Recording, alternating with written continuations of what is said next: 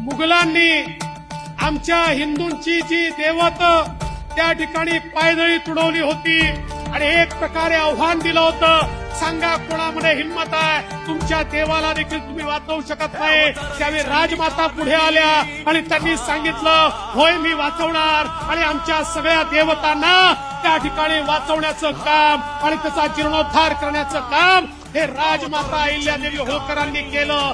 त्या नसत्या तर काशीही दिसली नसती, त्या नसत्या तर या ठिकाणी शिवाची मंदिरं आपल्याला दिसली नसती, त्या नसत्या तर या ठिकाणी दक्षिणेपासून उत्तरेपर्यंत आमचा धर्म जिवंत आहे, तो जिवंत परिस्थितीत कदाचित दिसला नसता. अशा प्रकारचं कार्य या राजमातेने या ठिकाणी करून दाखवलं. मातीची राखली शान, झटक्यात मारलं मैदान, दुर्गेचं